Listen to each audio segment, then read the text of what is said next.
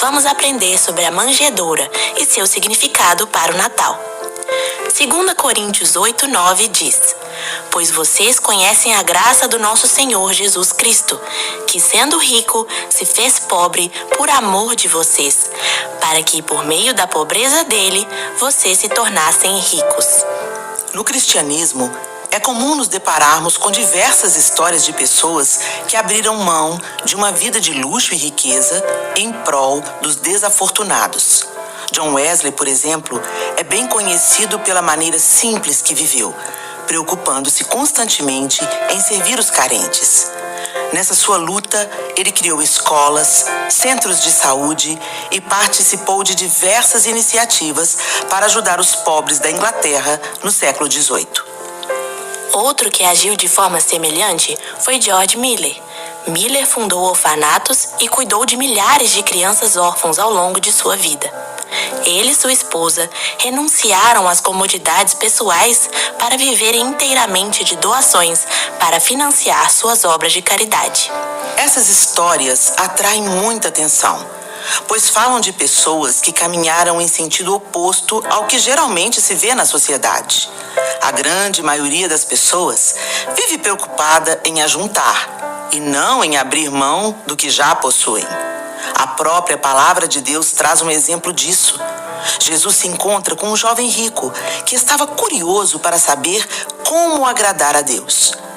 E o que o Senhor lhe disse foi que deveria vender tudo o que tinha e dar o dinheiro aos pobres. Olhando essas tocantes histórias de pessoas tão abnegadas, podemos nos perguntar: de onde vem tamanha entrega, capaz de abrir mão do conforto da própria vida e da realização pessoal em prol do outro? E a resposta está em Cristo. Ele é o nosso maior exemplo e inspiração.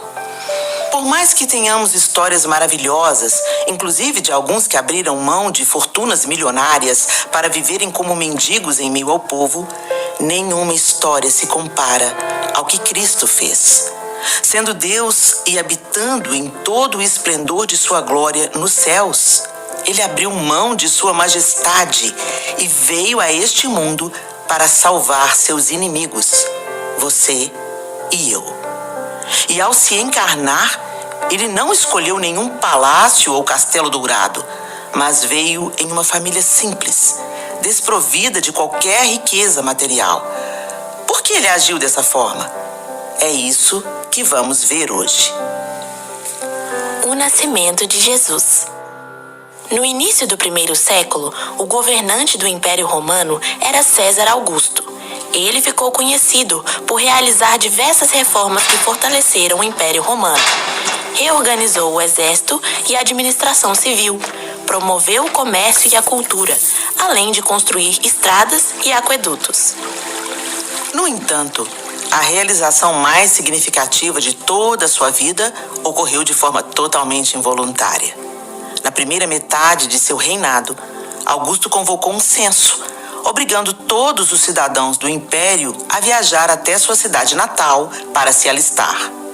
Essa convocação trouxe consequências para toda a humanidade de todas as épocas e lugares, pois foi durante o censo que o Filho de Deus veio ao mundo. Para se alistar, José e Maria tiveram que sair de Nazaré e viajar até Belém. A viagem não foi fácil. Foram 3 dias em um longo caminho, percorrendo vários quilômetros de estradas cheias e movimentadas. Em cada cidade que passavam, era evidente como todas estavam superlotadas, com pessoas por todos os lados. Quando finalmente chegaram a Belém, a situação não era diferente do que tinham visto pelo caminho. A cidade estava lotada e cada estalagem e pousada estava além de sua capacidade.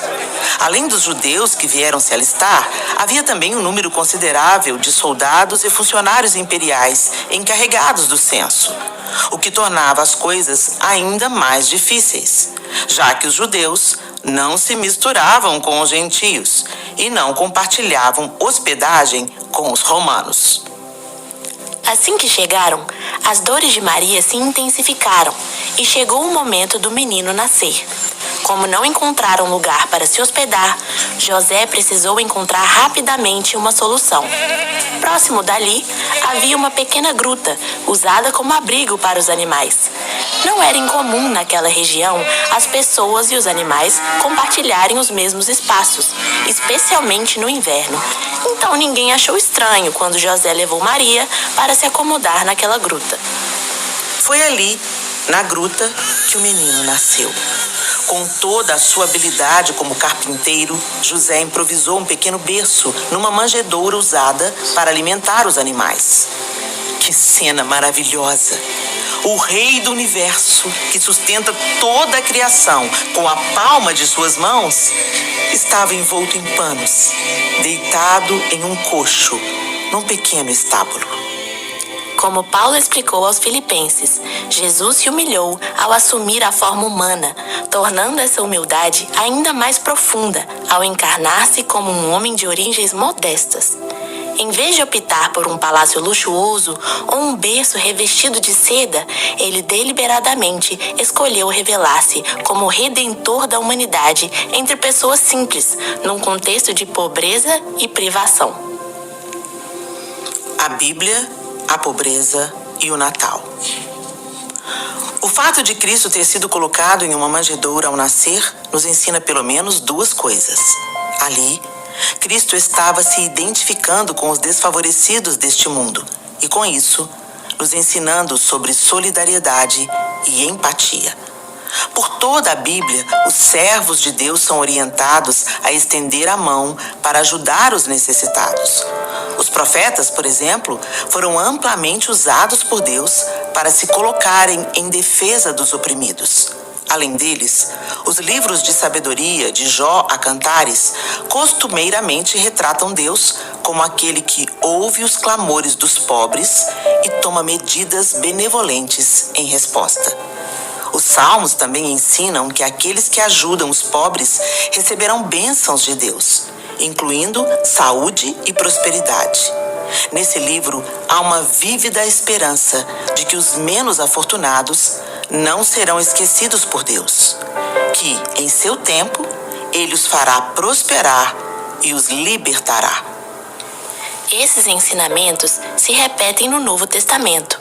Quando as multidões buscavam o batismo de João Batista, ele recomendava que aqueles que tinham 2 túnicas compartilhassem com os que não tinham nenhuma, e que os que tivessem comida deveriam fazer o mesmo. Além do exemplo dado em seu nascimento, Jesus constantemente demonstra sua preocupação nesse sentido. Na parábola do grande banquete, por exemplo, ele aconselha: ao dar um banquete, convide os pobres, os aleijados, os coxos e os cegos, e você será bem-aventurado, porque eles não têm como recompensá-lo.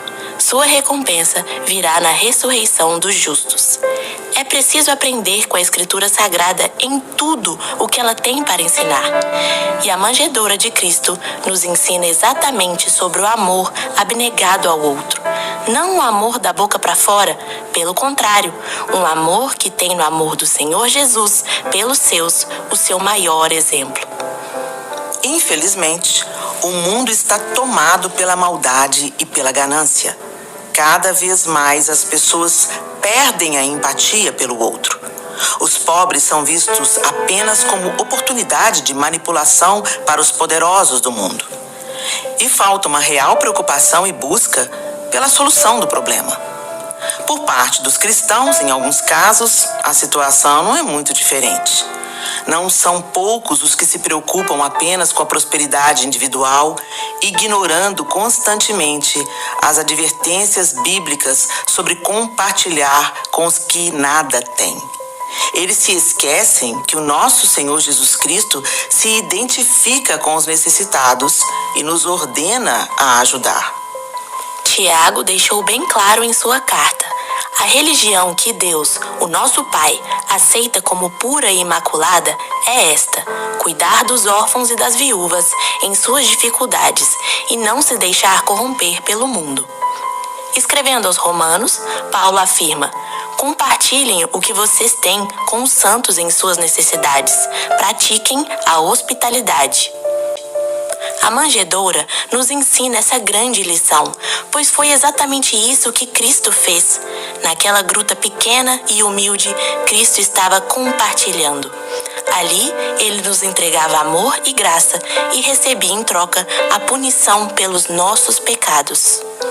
Junto com isso, ele nos ensinava sobre o olhar compassivo e misericordioso que devemos ter para com aqueles que nada têm para nos oferecer, pois nós também nada tínhamos para lhe dar. E mesmo assim, ele se deitou numa manjedoura para, desde o momento de seu nascimento, nos ensinar sobre entrega, amor e compaixão. O ato que começou numa manjedoura foi finalizado numa cruz. O menino Deus que nasceu numa gruta foi colocado num sepulcro em sua morte.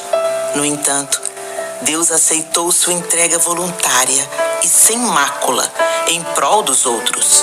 E ao terceiro dia, ele ressuscitou dos mortos. Que neste Natal, o exemplo do Rei do Universo em uma manjedoura possa falar alto em nossos corações. Que Deus nos ajude a aplicar de forma prática esse ensinamento. E são inúmeras as oportunidades que temos de nos envolver e ajudar os desfavorecidos, cumprindo a vontade de Deus. São diversos asilos, creches, escolas, hospitais e instituições de caridade cheias de pessoas que, como nosso Senhor Jesus, não têm onde reclinar a cabeça e precisam de quem olhe por elas. Que as mesmas mãos que são estendidas nos templos para apresentar louvores e petições a Deus possam ser estendidas para compartilhar com os necessitados. Que esse compartilhar não se restrinja apenas ao período de Natal, mas que Deus nos ajude a administrar nossos bens para que sempre tenhamos pão para o faminto e água para o sedento. Que todos nós juntos, ricos e pobres, aqueles que possuem e aqueles que têm falta, estejamos unidos, aguardando o momento em que esse menino Deus, que dormiu em uma manjedoura em Belém, retorne com honra e glória, cheio de poder e majestade, para pôr fim a toda a desigualdade e injustiça que existe no mundo, inaugurando a eternidade, onde estaremos com Ele para todo sempre. Que juntos possamos ansiar por aquele sublime momento onde Ele enxugará dos nossos olhos toda a lágrima. Ali não haverá mais morte, nem tristeza, nem choro, nem dor.